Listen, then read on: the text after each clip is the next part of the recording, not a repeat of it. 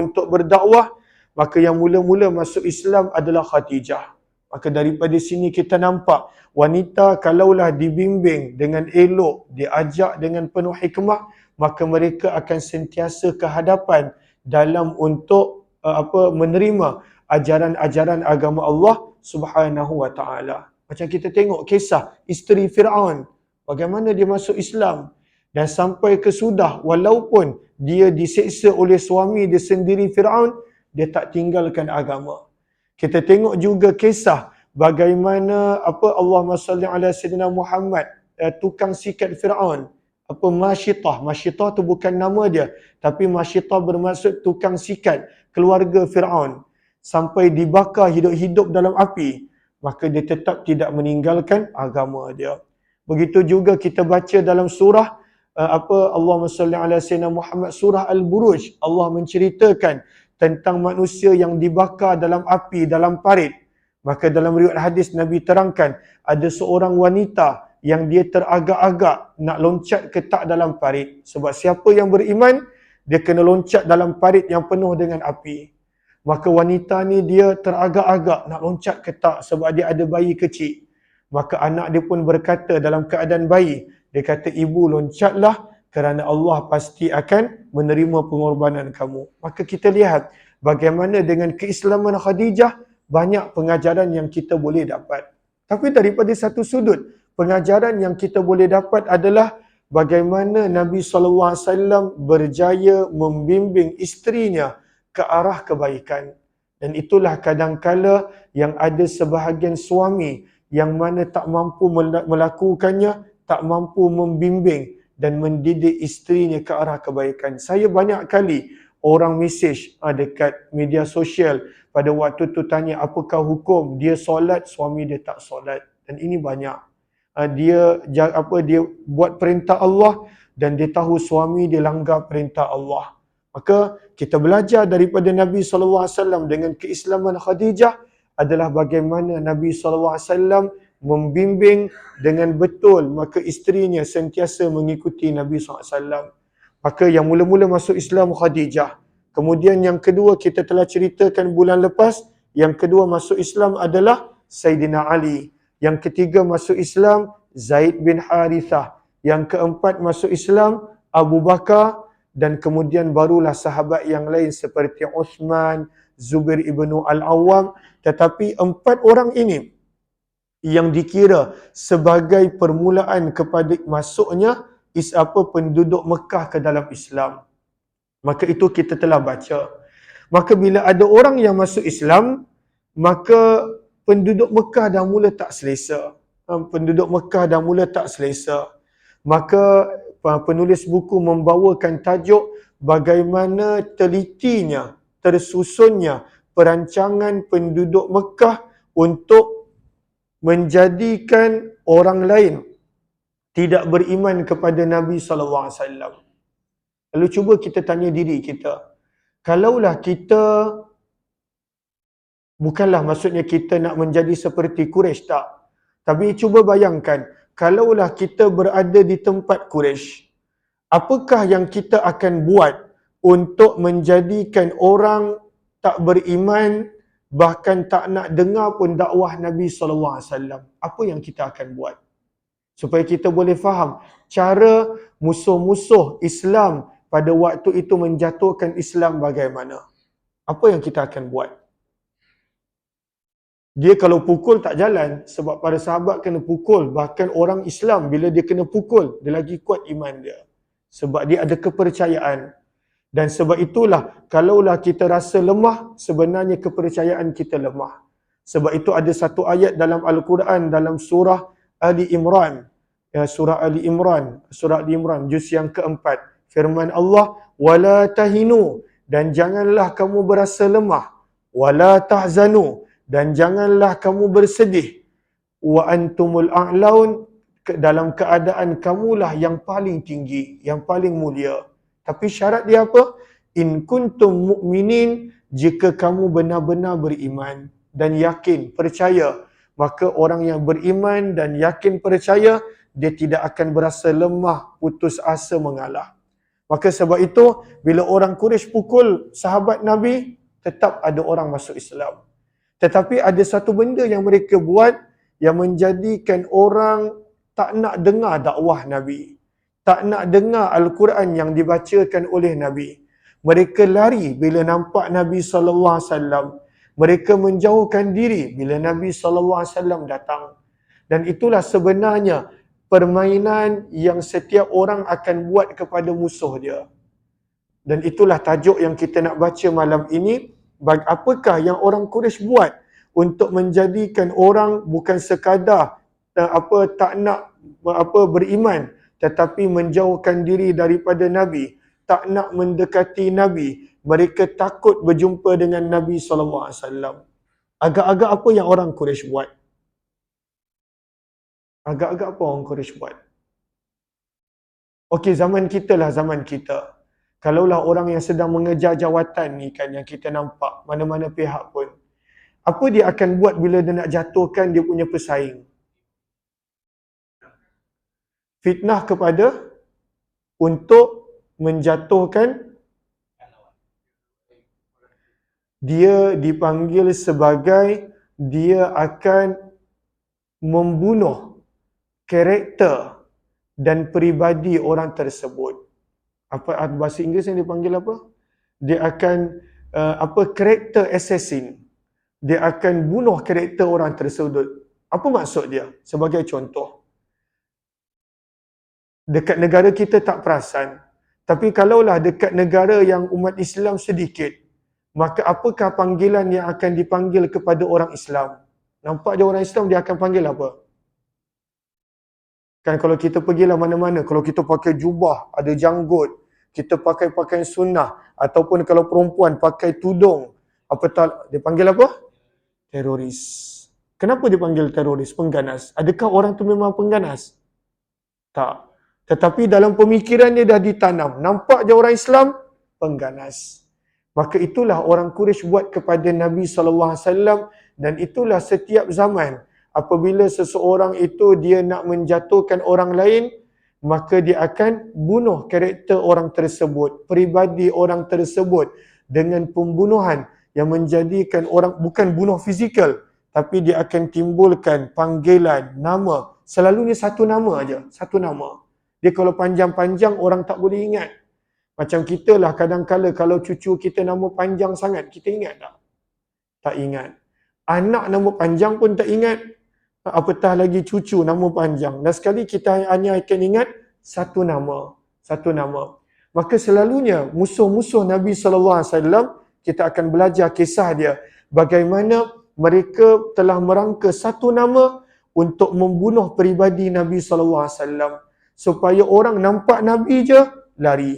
Orang nampak Nabi SAW je, tak nak dengar Al-Quran yang Nabi baca.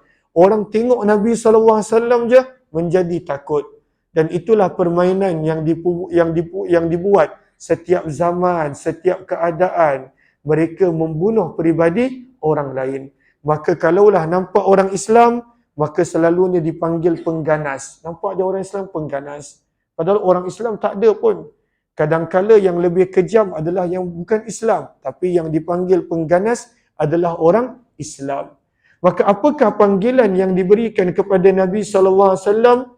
Maka dalam Al-Quran disebut panggilan yang diberikan kepada Nabi. Yang orang takut, nampak Nabi je takut. Jumpa serempak dengan Nabi je takut. Jumpa dengan Nabi je takut. Maka apakah panggilan tersebut? Adalah tukang sihir, ahli sihir. Maka Nabi SAW dipanggil dengan gelaran sahir, tukang sihir.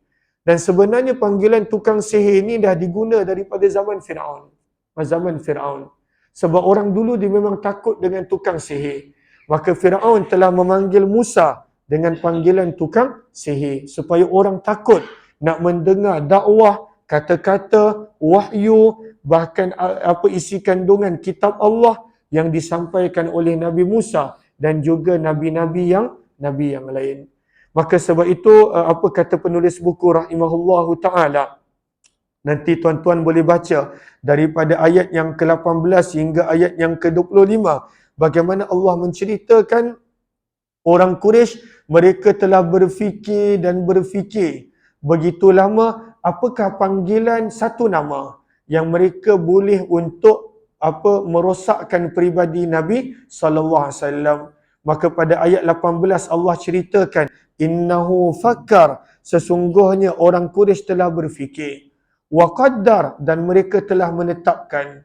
Apakah yang mereka telah tetapkan? Mereka berkata, faqala in hadza illa sihrun yu'thar. Tidaklah apa yang dikatakan oleh Muhammad kecuali sebagai satu sihir yang meninggalkan kesan. Lalu sebab itu zaman kita, kalaulah kita nampak benda-benda viral yang membunuh peribadi seseorang, maka janganlah percaya sepenuh dia. Janganlah percaya sepenuhnya. Saya taklah sebut contoh-contoh, tapi banyak. Kalaulah kita tengok zaman sekarang, maka dia nak bunuh peribadi ni, maka dia selalunya perkataannya pendek je. Perkataan dia pendek, maka dia bunuh peribadi orang tersebut. Dan orang tersebut pun jatuh. Walaupun kadang-kala belum sempat dijatuhkan hukuman. Kadang-kala. Dan orang susah nak lupakan perkataan tersebut. Maka kadang-kala dituduh dengan panggilan-panggilan yang contohnya seperti perasuah. Padahal kita tahu hakikatnya semua buat benda tersebut dalam untuk mendapatkan jawatan dan semuanya. Kadang-kala dipanggil dengan panggilan pencuri. Tetapi sebenarnya semua buat begitu secara langsung ataupun tak langsung, masuk ke dalam akaun dia ataupun ke akaun orang lain. Semua begitu. Kebanyakannya begitu, kecuali yang benar-benar Allah pelihara. Tetapi siapa yang diletakkan dengan panggilan-panggilan itu, yang diviralkan, maka kadang-kala itulah cara mereka membunuh peribadi lawan, peribadi orang yang tak sependapat dengan mereka. Tapi kalau sependapat, maka dia dah hilang dah panggilan tadi, dah jadi kawan. Maka dah tak ada dah panggilan tu. Bila dah satu kapal, maka dia menjadi elok. Kalaulah lawan aku, maka jadi jahat. Dan itulah kadang-kala kita nampak permainan yang sangat kejam, yang sebenarnya hanya Allah yang akan menentukan siapa yang betul dan siapa yang tak betul. Dan itulah kita nampak daripada zaman Nabi SAW. Maka apakah panggilan yang mereka copkan kepada Nabi? Mereka cop Nabi SAW sebagai tukang sihir. Dan dahsyatnya tukang sihir ini, maka kita nak melihat kepada tentang kisah bagaimana Islamnya Tufail bin Amr ad-Dawsi. Tuan-tuan pernah dengar tak nak sahabat Nabi yang bernama Tufail bin Amr ad-Dawsi? Pernah dengar tak? Tufail bin Amr. Pernah dengar tak Abu Hurairah radhiyallahu anhu? Abu Hurairah semua orang pernah dengar. Sebab dia paling banyak meriwayatkan hadis daripada Nabi SAW. Walaupun sebenarnya nama dia bukan Abu Hurairah. Itu panggilan dia. Panggilan dia adalah Abu Hurairah. Dan orang Arab dia memang tak suka dipanggil dengan nama betul. Itu orang Arab. Dia lebih suka dipanggil dengan kunyah, dengan panggilan-panggilan. Maka dia tak suka panggil. Macam kalaulah contoh tuan-tuan ada anak lelaki yang paling sulung, maka orang Arab dia akan suka panggil dengan gelaran ayah kepada anak lelaki tersebut. Macamlah contoh ada orang nama anak lelaki yang paling sulung, yang paling tua adalah Abdullah, maka dia akan panggil diri dia Abu Abdillah. Nama tuan siapa? Abu Abdillah. Kalaulah contoh dia ada anak lelaki nama Qasim, macam Nabi punya anak lelaki yang paling tua Qasim, maka Nabi lebih dikenali dengan panggilan Abul Qasim. Itu adalah kebiasaan orang Arab. Dia tak suka dipanggil dengan nama. Dia lebih suka dipanggil dengan gelaran kepada anak dia. Kalaulah contoh tak ada anak lelaki macam saya, maka jarang orang Arab dia mengambil panggilan kepada anak perempuan dia. Jarang. Walaupun ada, maka dia akan ambil panggilan kepada anak saudara dia kadang-kala, kepada ahli keluarga terdekat yang lain, seperti Aisyah. Aisyah tak ada anak, maka dia ambil anak saudara dia punya nama Ummu Abdillah. Itu adalah kebiasaan orang Arab. Dan kadang-kala bila pergi umrah jadi begitu. Bila kita tanya, nama siapa? Dia pun kata Abu Abdillah. Nama, name. Dan memang dia tak akan beritahu nama dia. Lalu kita kadang-kala kita nak juga tahu nama dia. Kebiasaan orang Arab, dia tak suka menyebut nama dia. Dia lebih suka menyebut kunyah dia dan seumpamanya. Allahumma salli ala Sayyidina Muhammad wa ala alihi washabihi ajma'in. Maka Tufail bin Amr, siapakah Tufail bin Amr? Beliau adalah orang yang mengislamkan Abu Hurairah. Ini kita nak cerita kisah Tufail supaya kita boleh nampak kesan viral yang masyarakat Quraisy buat kepada masyarakat ketika itu supaya mereka takut nak mendekati Nabi SAW. Nampak Muhammad je, tukang sihir, semua lari. Nampak Nabi je, tukang sihir. Mereka tak nak mendekati Nabi SAW. Padahal Nabi bukan tukang sihir. Nabi SAW adalah orang yang pada waktu itu melarang daripada sihir. Tetapi berjaya viral yang mereka sebarkan ketika itu. Nanti kalau ada masa, kita ceritakan bagaimana cara orang dulu mengviralkan Nabi SAW adalah tukang sihir. Dan kesan dia, maka Nabi SAW tak berjaya berdakwah kepada masyarakat luar. Nabi tak berjaya. Bilakah tempoh masyarakat luar akan datang ke Mekah? Pada musim haji.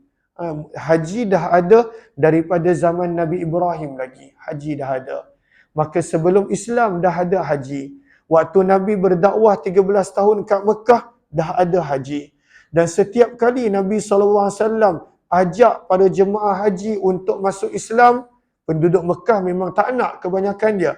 Tapi bila yang daripada luar ni, bila Nabi SAW ajak mereka untuk masuk Islam, semua melarikan diri, tak nak beriman kepada Nabi SAW. Sehinggalah, siapakah jemaah haji yang mula-mula beriman kepada Nabi? Siapa jemaah haji yang mula-mula beriman kepada Nabi? Nabi berhijrah ke mana? Ke Madinah. Maka jemaah haji yang mula-mula beriman kepada Nabi adalah sahabat-sahabat daripada Madinah. Tak ramai pun, 6 orang. Dan mereka ini sebab mereka dah kenal cara orang Yahudi punya propaganda bagaimana. Sebab mereka memang tinggal dengan orang Yahudi. Maka bila Nabi datang, mereka tak percaya semua khabar buruk tentang Nabi. Dan mereka beriman kepada Nabi SAW. 6 orang apa yang disebut dalam sirah sebagai jiwa yang bersih. Dia tak percaya benda viral. Lalu kalaulah tuan-tuan nak jiwa yang bersih, janganlah percaya benda viral. Jangan. Kadang-kadang kita terlalu cuba, share, viral ni. Share, kita pun share. Dalam semua grup kita share. Dalam semua grup kita share. Saya ada habit. Apakah habit saya? Kalaulah ada orang terlalu banyak share benda viral, selalunya saya block dia terus. Saya block. Sebab saya tak suka baca benda-benda yang viral. Kadang-kadang ada orang share benda ni. Sekali dia share, oh okey tak apa. Sebab benda viral, kadang-kadang kita tak nak baca. Sebab kalau kita baca, kita akan percaya. Itu manusia. Kita baca, kita akan percaya. Kita baca sekali, tak betul ni. Kita baca 50 kali, adakah kita masih akan tolak? Kita tak boleh nak tolak.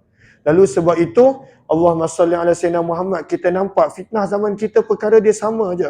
Dia viralkan. Cumanya dulu orang viralkan dekat media arus perdana. Zaman sekarang orang viralkan dekat media sosial. Maka dia bayarlah beberapa orang yang ada pengikut ratus ribu ke juta. Dan pada waktu itu dia bayar ataupun dia hasut dan sebagainya. Maka kita baca, takkanlah dia bohong, pengikut dia ramai. Zaman kita berita benar ditentukan dengan siapa pengikut paling ramai. Itu zaman kita.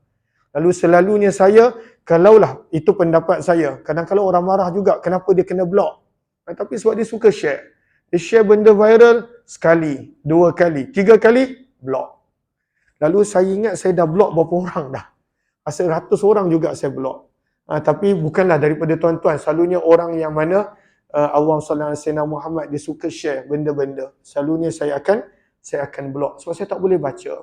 Tak boleh baca. Sebab kalaulah baca, kadang-kadang kita terlalu cepat menghukum seseorang yang kita tak tahu dia betul ke tidak melakukan perkara tersebut.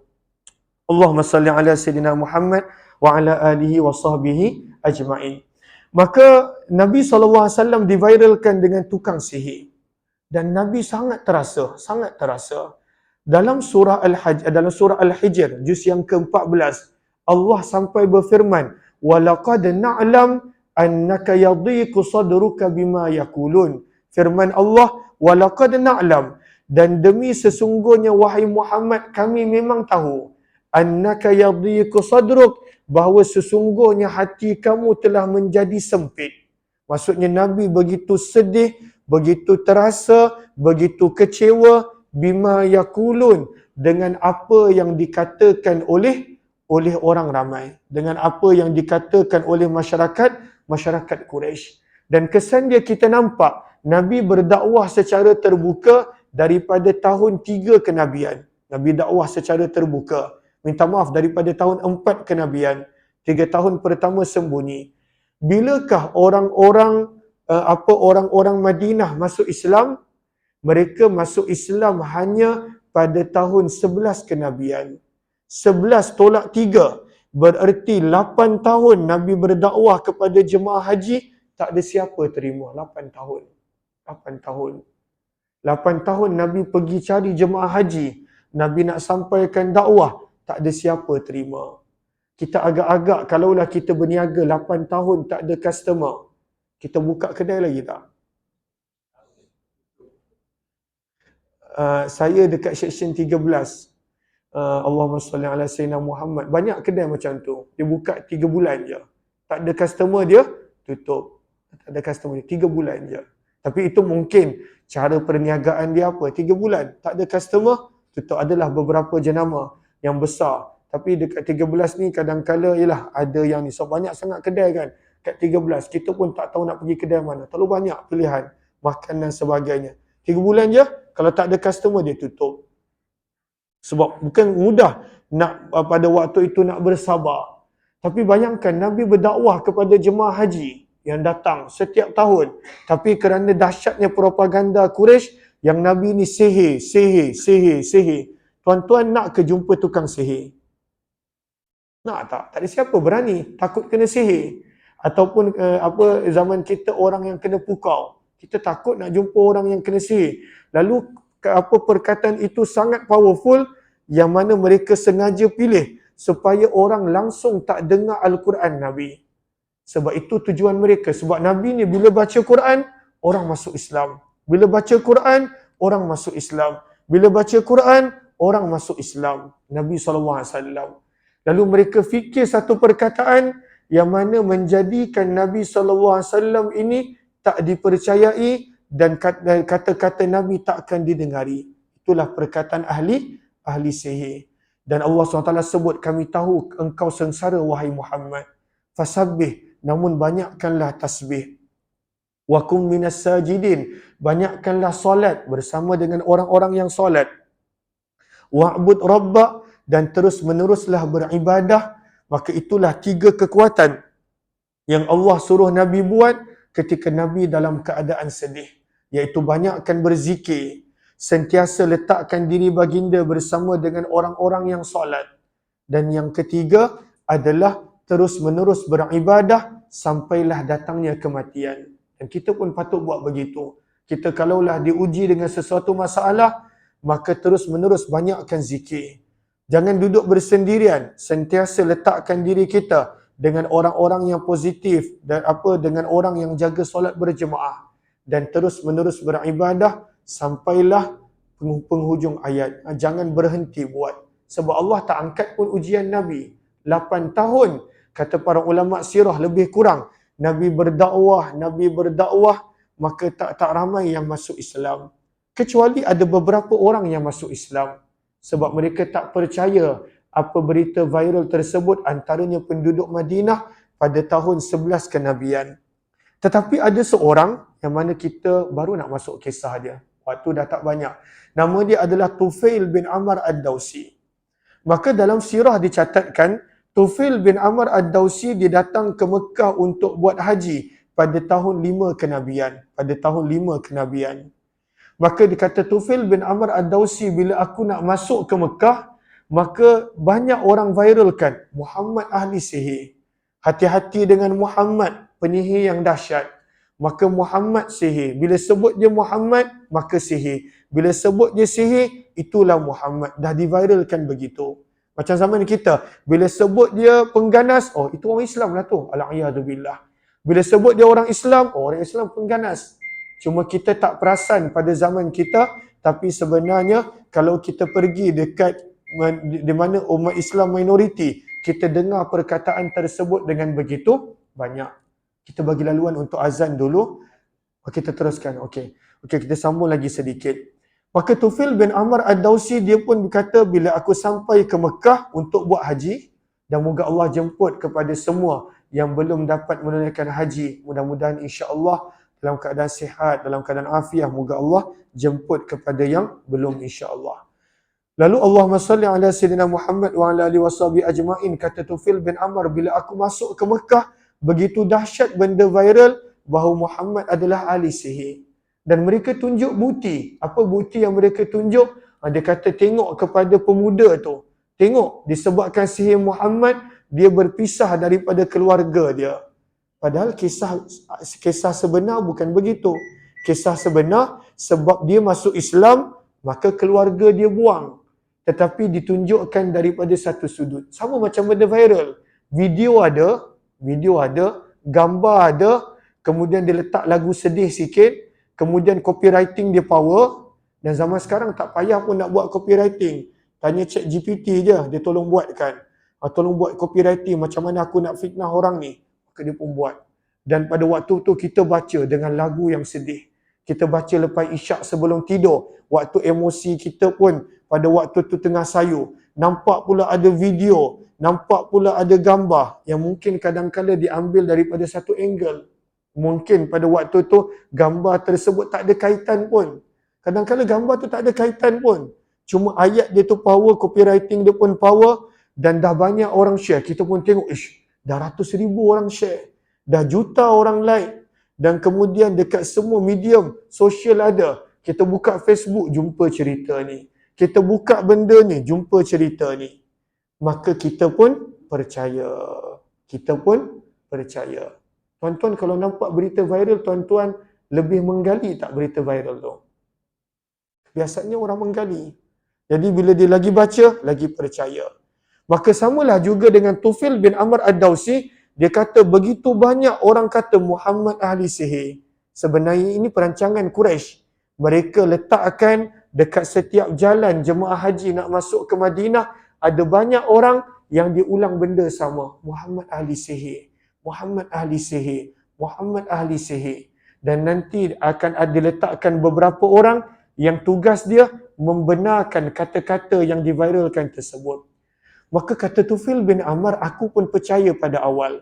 Lalu aku pun telah meletakkan penutup telinga pada telinga aku. Kita waktu Covid, kita tutup hidung dan mulut. Zaman tersebut, mereka takut nak kena sihir dengan Nabi, maka mereka telah letak sesuatu dalam telinga mereka. Tak nak dengar pada waktu itu apa yang Nabi SAW cakap. Sehinggalah kata Tufail bin Amr, satu malam aku jumpa Muhammad dekat Kaabah. Sebab Nabi SAW walaupun dah teruk diperlakukan, Nabi tetap solat dekat Kaabah. Itu Nabi SAW. Walaupun dah teruk, macam-macam dibuat, Nabi tetap solat dekat Kaabah. Nabi tak solat kat rumah. Nabi tetap solat dekat Baitullah. Lalu Tufail bin Amr pun dia mula fikir. Dia kata, semua orang kata dia sihir. Tapi aku tengok dia seorang yang baik. Maka dia pun kata, tak apalah, aku cuba dengar apa yang dia sedang baca dalam ibadah dia. Maka dia pun dengar.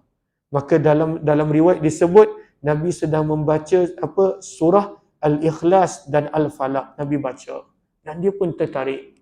Qul huwallahu ahad, Allahus samad. Kita mungkin tak faham makna, maka kita tak ada rasa apa-apa. Mereka orang Arab, mereka faham daripada sudut makna. Maka dia rasa tak puas. Bila Nabi SAW dalam perjalanan balik, maka dia ikut Nabi SAW. Maka Nabi pun perasan ada seseorang yang bukan penduduk Mekah ikut. Maka Nabi SAW tanya, kenapa engkau ikut? Maka bila dia tengok akhlak Nabi, dia tengok cara Nabi SAW bercakap, maka dia pun berkata, aku turut terpercaya bahawa engkau adalah ahli sihir, wahai Muhammad. Tapi aku mendengar sesuatu yang aku harap engkau boleh ulangkan balik. Maka Nabi ulang balik membaca Al-Ikhlas dan Al-Falaq, maka dia pun masuk Islam. Dia tak percaya, berita viral yang disebarkan akhirnya membawa kepada keislaman dia.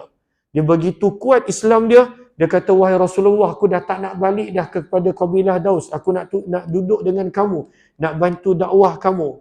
Maka Nabi kata, tak boleh, engkau balik. Sebab engkau bukan penduduk Mekah. Engkau akan disakiti dengan teruk oleh penduduk Mekah. Maka dia pun balik. Dia balik, dia berjaya Islamkan Abu Hurairah. Abu Hurairah ni sebenarnya masuk Islam lama. Maka beberapa tahun selepas tu mereka datang lagi pada musim haji, nak duduk dengan Nabi. Nabi kata, tak boleh. Duduk dekat kampung kamu, sampailah aku benarkan untuk datang. Maka sepanjang Nabi duduk kat Mekah, mereka tak datang. Bila Nabi berhijrah, maka pada tahun yang ke-7 hijrah, barulah mereka datang balik. Dan pada waktu itu seluruh kabilah Ad-Daus telah masuk Islam. Seluruh kabilah. Pada tahun yang ke-7 hijrah, termasuklah Abu Hurairah. Maka Abu Hurairah ni, dia duduk dengan Nabi tak lama. Tahun 7 hijrah, dia datang pada awal tahun, pada bulan Muharram. Maka dia duduk pada tahun yang ke-7, 8, 9, 10. Pada bulan yang ke-3, tahun yang 11 hijrah, Nabi dah wafat. Maka dia sempat duduk dengan Nabi 4 tahun je, Abu Hurairah, 4 tahun. Tapi kerana dia tak dapat duduk dengan Nabi SAW lama, sebab dia dah masuk Islam daripada Nabi kat Mekah lagi. Cuma Nabi tak izinkan dia duduk dekat Mekah. Maka sebab itu Abu Hurairah dia berkata, aku tak nak berpisah daripada Nabi. Dia sanggup tak berkahwin, dia sanggup tak bekerja, dia sanggup menjadi ashabus suffah, dia sanggup lapar. Abu Hurairah ni dia sanggup lapar. Sampaikan Abu Hurairah dalam riwayat hadis Tirmizi, tak silap, Abu Hurairah berkata, dia solat dalam keadaan dia pernah jatuh kerana terlalu lapar. Jatuh. Bukan ngantuk. Kita kadang-kala subuh kan tiba-tiba ke depan sebab ngantuk sangat. Kadang-kala. Ataupun kita kadang-kala terlalu kenyang. Kita sendawa. Kan. Terlalu kenyang. Abu Hurairah jatuh dalam solat kerana dia terlalu lapar. Bahkan dia pernah mendapat mulut dia keluar berbuih. Orang ingat dia kena sawan. Tetapi kata Abu Hurairah kerana dia tersangat lapar. Tapi kenapa dia pilih begitu? Sebab dia tak nak satu masa pun bila Nabi sebut sesuatu yang dia tak ada.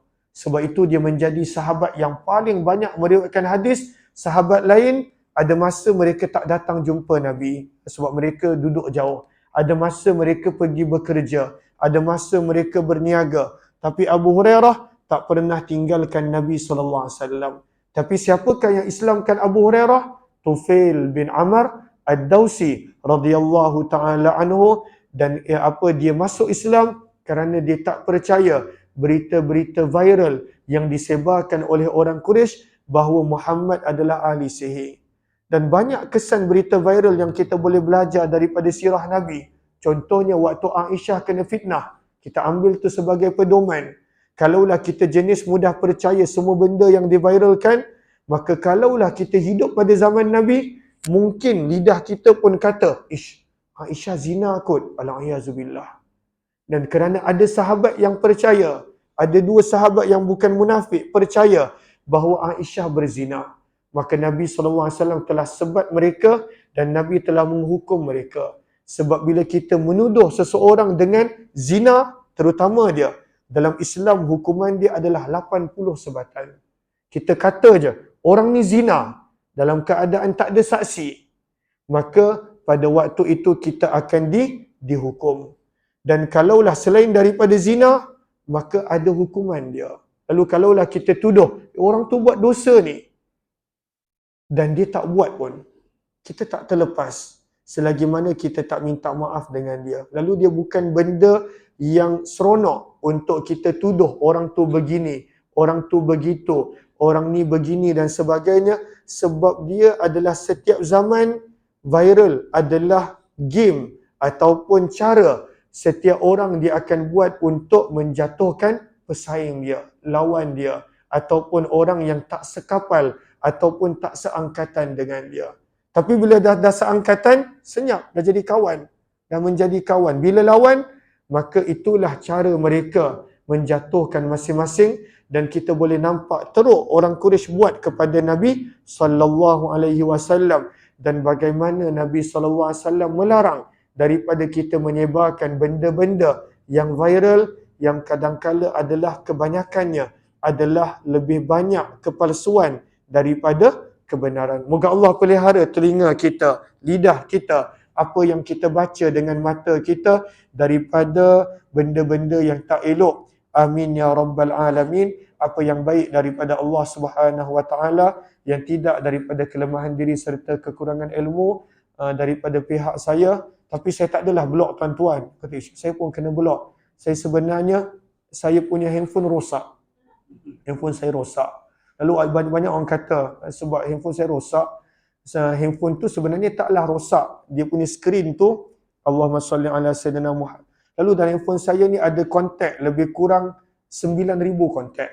9,000 kontak. Sebab ialah banyak orang mesej 9,000 kontak. Lalu tiba-tiba skrin dia pecah. Skrin dia pecah. Maka saya pun hantarlah ke tempat repair. Daripada mula-mula dia nyawa-nyawa ikan. Maksudnya skrin pecah, nyawa-nyawa ikan lah. Hantar. Bila terima balik, syahid terus. Dia kata dah tak boleh on dah Ustaz. Tak tahu apa dia baiki. Tapi hanya Allah yang lebih tahu dan sebagainya. Lalu dah tak boleh hidup dah phone tu. Dia dah syahid terus. Tak tahu masalah apa. Bukan skrin, bukan apa. Lalu banyak orang yang mesej tak sampai. Ataupun mesej, saya pun tak tahu siapa. Dan sebagainya. Allahumma salli ala sayyidina Muhammad. Tapi Tuan Hazrin mesej saya dapat lah. Tuan Hazrin. Sebab dia tanya kuliah ke tak. Lalu mesti Tuan Hazrin. Dan sebagainya. Lalu saya pun minta maaf kalaulah ada yang mesej daripada mana-mana yang saya tak tahu ataupun tak boleh nak jawab. Kerana memang handphone saya rosak buat beberapa ketika ni, insya-Allah. Mudah-mudahan Allah Subhanahu wa taala kurniakan manfaat jika ada, dan jika saya tersilap ataupun terkasar bahasa, tersilap bicara, saya mohon ampun dan maaf kerana hanya Allah yang maha sempurna. Insya-Allah kita teruskan dengan solat fardu insya-Allah. Wabillahi taufiq wal hidayah. Assalamualaikum warahmatullahi wabarakatuh. Terima kasih semua.